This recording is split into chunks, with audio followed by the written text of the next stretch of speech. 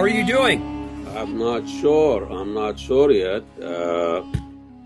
I'm trying to survive all of this, but I've been watching what's going on now in Syria, the sweeping Yeah. of a brutal regime within days, and I'm trying to put some of those events that happened, like since October 7 attack, where the Palestinians just blow up and they said enough is enough. 70 Right. years of occupation and apartheid and killing and stealing lands and all this. Everybody's wrote him off, and this young Palestinian that said enough is enough, and they blow up and across the border, and I try to get the people attention.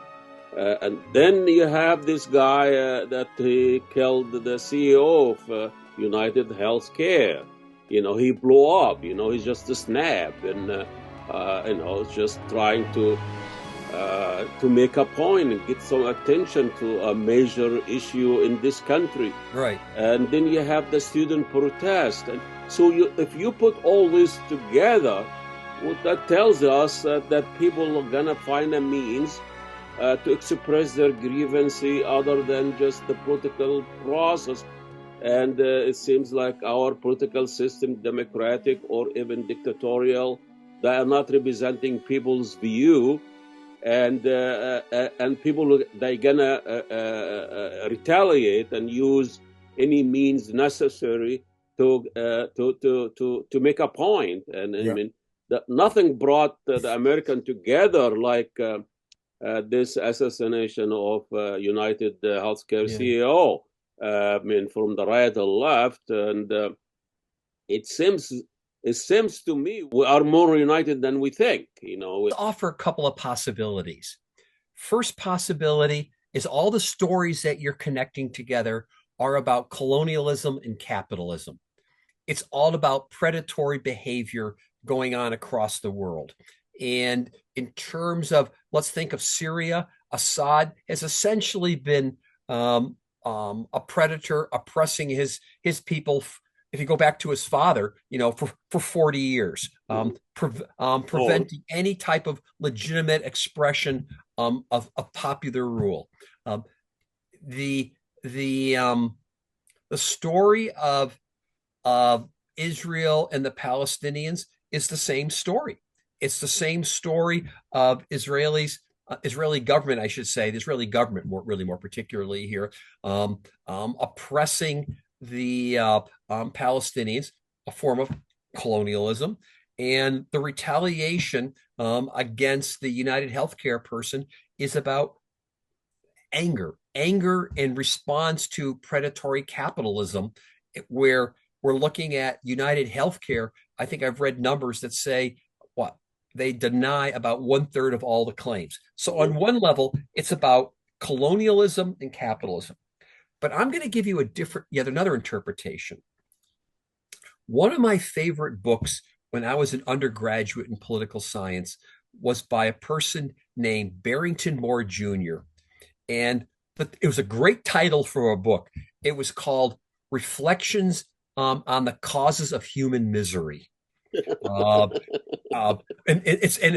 what I a great probably title. wrote a few chapters myself here. Yes, yeah. But what his basic argument is that the chief cause of human misery in the world is not allowing the people to bring about peaceful change according to the ways they want to be able to bring about it.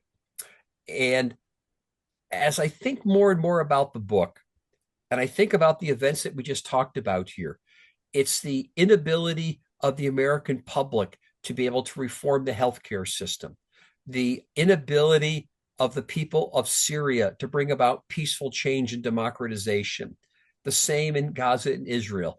And if we think about it across the world, I do think one of the chief causes of human misery is not letting people have their say and preventing a peaceful way of resolving conflict. At some point, you bottle it up enough, what's going to happen? It's going to explode. And that's what we're seeing happen is that whether it's weeks, months, years, or decades of things being bottled up, they're now exploding. The reason that the ruling class stay in power and monopolize what's going on, Republican Democrats Right. are been bought by corporate money. Right. And but the other institution, the university, the media, history, all those people are part of it, Yes. kind of taming the people and trying to justify this colonial, as you say, or exploitation or ruling class by narrative, false narratives. Phillips, he is our congressman. I don't know where this idiot is now. Okay. He came up with this intellectual masturbation by saying how the lefts are supporting the killing of the CEO of United Health in the same talk, and they are against the killing of terrorists in the Middle East and in Palestine. He's comparing the genocide and Mm-hmm. the killing of more than 100,000 Palestinians to the people are just kind of their disdain of the United Healthcare practice.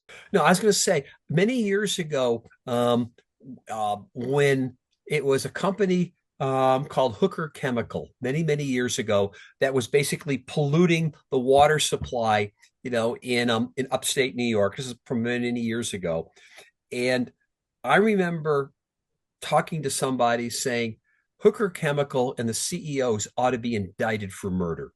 They ought to be indicted because they knew when they planted this toxic waste in the ground what it was going to do. But we call it corporate capitalism, and they get away with it on this.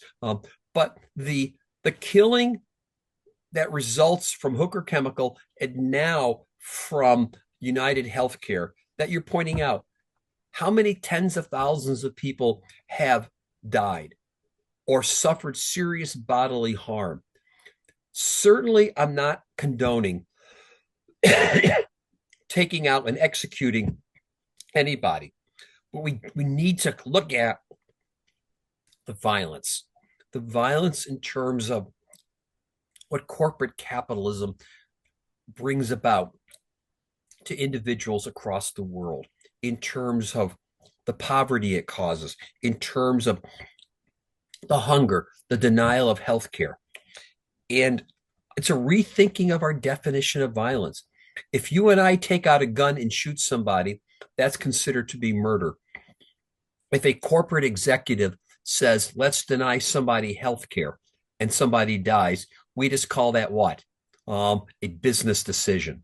There seems to be kind of an inequity there in terms of how we think about the world. And what Brian Thompson, even the people are trying to turn him to a fall guy, that he's have this policy of denying people. This is the whole industry practicing the same thing, using algorithm, using all the things to denying people health care.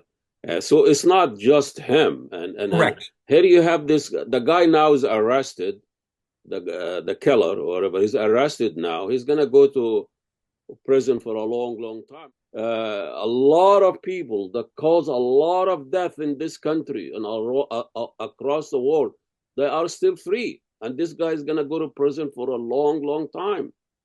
No, I think you're right. I think the fact that you think about it, part of the business model of a lot of insurance companies, especially health insurance, is what?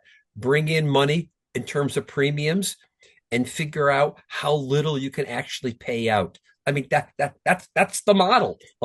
And the more you can wear people down in terms of saying that, yeah, we're not going to pay in your claim right now. For most of us, we're so powerless, we're not going to be able to fight back. I mean, the cost of going to court, the cost of going to a lot of hearings, to try to appeal it, it's just not going to work out. And so the entire business model of the insurance company is based upon denying people health care. You have a democratic process, you have election, you have whatever, representative.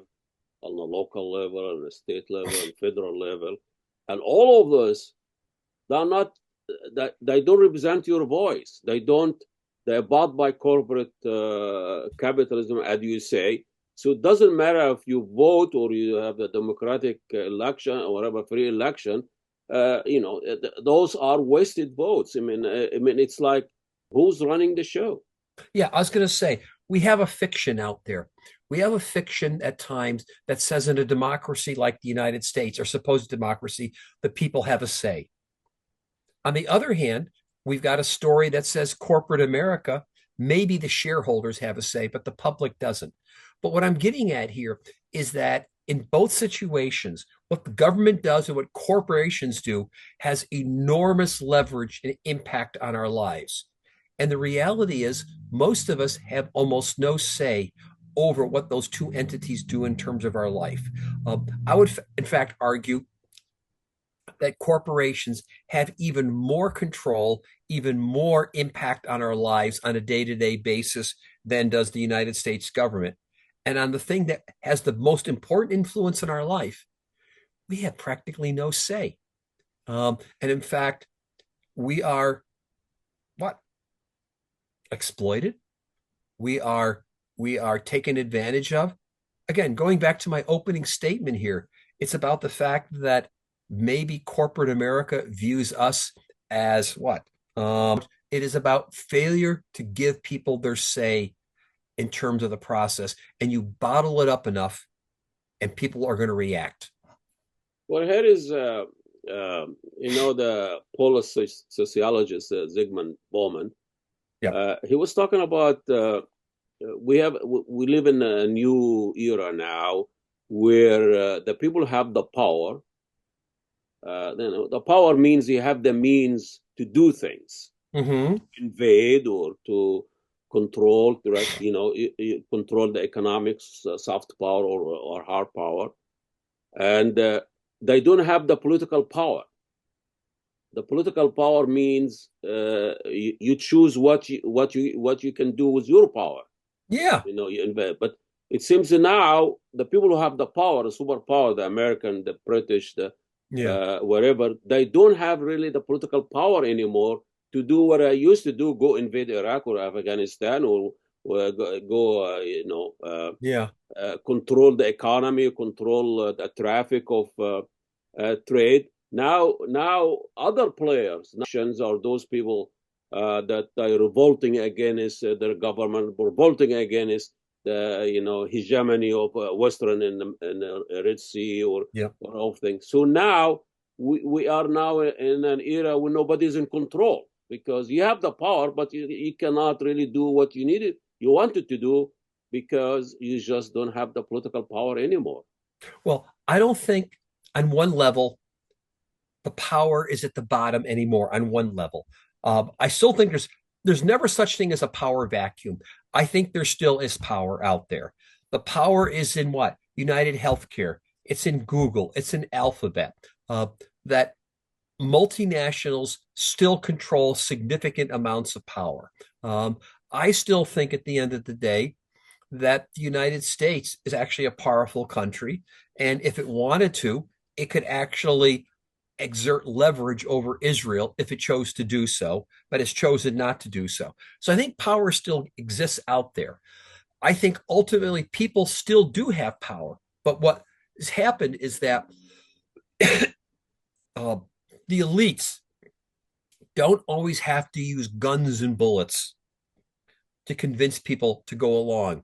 It's, as you said before, it's ideology, it's pop culture, it is a bunch of other forces that convince people to go along. And I think the challenge is, how do we empower people? How do we give people the information or knowledge or the ability to say that if they were to work collectively, they could potentially bring about change? Again, going back to my Barrington Moore Jr. argument here, at what point can we empower people to bring about the kind of change they want to have in the world? And right now, we're at a point where the people don't feel like they have that voice. to do things. Syrian rebels taken over and kicking the Bashar regimes Yeah, that was supported by Iran yeah, the Russian, and then you have Hamas and Palestinian resistance are voicing their sure. grievances. So that you have those fractions that nobody control them, that they are really are interfering with the superpower that they used to be dominant and do what they wanted to do. But it seems like they cannot do this anymore Yeah, because is of that. yeah, yeah. Isn't this a consequence of neoliberalism? Well, Um, Neoliberalism basically dismantled, what is it? There is a wonderful book that once was called Commanding Heights, that post World War II, um, countries like the United States, Great Britain, and that had some control over the economy as well as the political system and actually could do a variety of things for good or for bad. But the neoliberalism of the 1970s to the present has dismantled a lot of what the government can do, creating kind of a void. What was it? I remember once, again, another class a long, long time ago. It was a class on what? European history. And somebody defined feudalism as public power in private hands. Isn't that what we have now? Is that well, we have the new yeah, feudalism exactly. that public power now resides in corporations, in non-governmental entities, um, in some good cases in the hands of the people, but to a large extent, the neoliberal project has taken away, in many situations, the power of states to do certain things.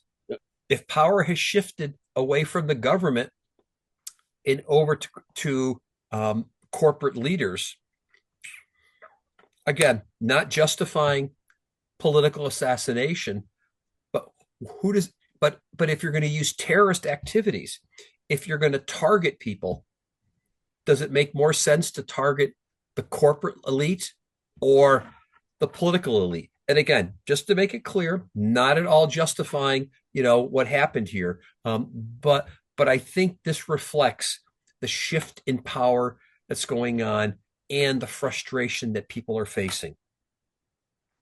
Well, on that note, well, we can say that things is going to be very interesting, and I think now we have this convicted felon is going to be taken, be on the helm.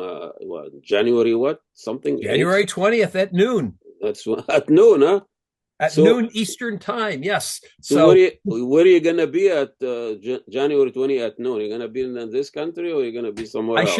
I should be in this country at this point. What there is now a 4 years tour that you can actually take a 4 years tour out of United States and keep go visit country and come when Trump is gone. They actually call it that. I'm not surprised. I'm not surprised that there's some kind of expat package out there or something like that. People will make money out of anything. I was going to say the genius of capitalism is figuring out how to make money. Again, if I can quote one more line here, the best graffiti I ever saw as an undergraduate, where somebody had a line in some bathroom that said, "When it comes time to hang the capitalist system, a businessman will sell them the rope." Um, and I always thought that's the best graffiti I ever saw. But what I'm getting at here is that capitalism has that ability to figure out how to make money even out of misery. Well, look at the healthcare Of industry. course. I mean, you're talking about after the meeting of those elites, the healthcare executives, actually took place after the killing of the Brian Thompson. You know, they Hmm. actually continue with the meeting. Yeah. So he is just a cog in the machine like anybody else. They replace him with someone And as you say, I mean, they'll keep on going. I mean, the corporate elites, ruling class, they really don't care who is what and where, and as long they are in power and running the show. So Money has to be made. yeah, okay. Well, Dr. Schultz, political science at Hamlin, and we enjoy your conversation and enjoy the rest of the day. Same with you. Stay warm. I will. Thank you so much.